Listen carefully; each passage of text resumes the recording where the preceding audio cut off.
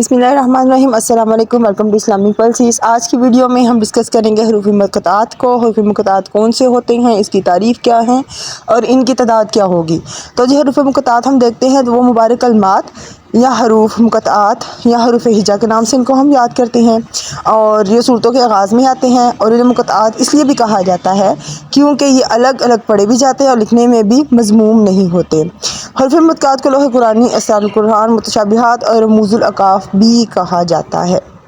फिर इसकी तादाद आ जाती है जी, और उस लिहाज से हम देखते हैं तो इनकी कुल तादाद बग़ैर तकरार के 14 हैं और तकरार के साथ 78 है।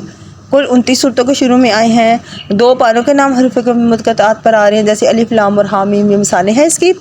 4 सूरतों के नाम हरूफ मुक़त्तात पर हैं, साद, काफ, या, सीन। और हरूफ मुक़त्तात में शामिल सूरत कलम का दूसरा नाम सूरत नून है। और एक हरफ से शुरू होने वाले हरूफ मुक़त्तात 3 हैं, 2 हरूफ से 4, 3 हरूफ से 3 और 4 हरूफ से 2, और 5 हरूफ से शुरू होने वाले हरूफ मुक़त्तात भी 2। हामीम से शुरू होने वाली सूरतें की तादाद 7 है और अलिफ लाम से 6 होंगी तादाद, जबकि अलिफ लाम रा से शुरू होने वाली सूरतें 5 हैं।